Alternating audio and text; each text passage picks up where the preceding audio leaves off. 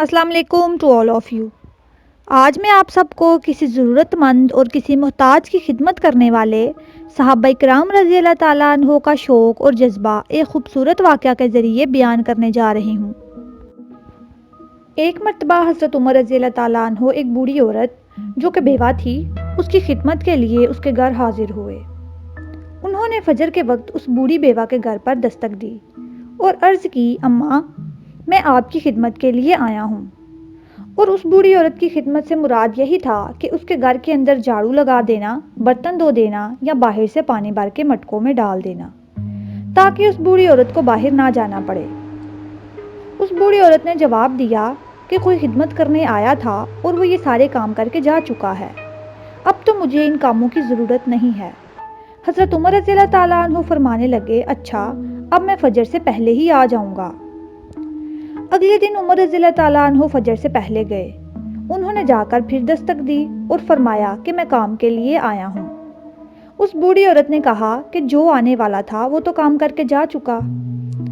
پھر انہوں نے اس بڑھیا سے پوچھا، اماں وہ کون ہے؟ وہ کہنے لگی، مجھے تو اس کے نام کا نہیں پتا، میں نے تو اس کی شکل تک نہیں دیکھی۔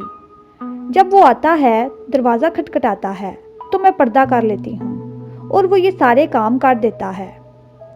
جب وہ جانے لگتا ہے تو پھر دروازہ کھٹکھٹا دیتا ہے تو میں باہر آ جاتی ہوں۔ نہ مجھے اس کے نام کا پتہ ہے اور نہ اس کی شکل۔ وہ بھی عمر بن خطاب تھے۔ فرمانے لگے، اچھا۔ اب اگلے دن انہوں نے تہجد کی نماز پڑھی اور جا کر راستے میں بیٹھ گئے کہ میں بھی دیکھوں کہ وہ کون ہے جو رات کے اندھیرے میں اس بڑھیا کے کام کر کے جاتا ہے۔ انہوں نے دیکھا کہ جب چاروں طرف خاموشی تھی، سب لوگ سوئے ہوئے تھے اور بالکل اندھیرا تھا، اس وقت ایک آدمی آہستہ آہستہ دبے پاؤں چلتا ہوا اس بڑھیا کے گھر کے قریب آ رہا ہے۔ تو جب وہ قریب آیا تو عمر رضی اللہ تعالیٰ عنہ نے فرمایا، تو کون ہے؟ تو جواب میں آواز آئی کہ میں امیر المومنین ابو بکر صدیق رضی اللہ تعالیٰ عنہ ہوں۔ امیر المومنین رات کے اس وقت میں اس بوڑھی کی خدمت کرنے کے لیے آپ آ رہے ہیں؟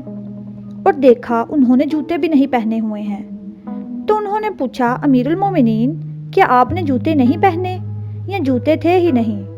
تو ابو بکر صدیق رضی اللہ تعالیٰ عنہ نے کہا کہ جوتے تو تھے، مگر چونکہ یہ لوگوں کے سونے کا وقت ہے اس لیے میں جوتے گھر پر ہی اتار آیا تاکہ میرے جوتوں کی آہٹ سے کسی دوسرے مسلمان کی نیند نہ خراب ہو جائے۔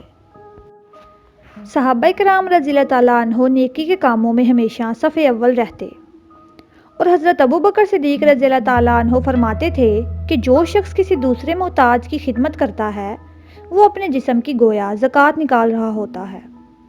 اسی بات کے اختتام پر میں آپ سب سے اجازت چاہوں گی، تب تک کے لیے اللہ حافظ۔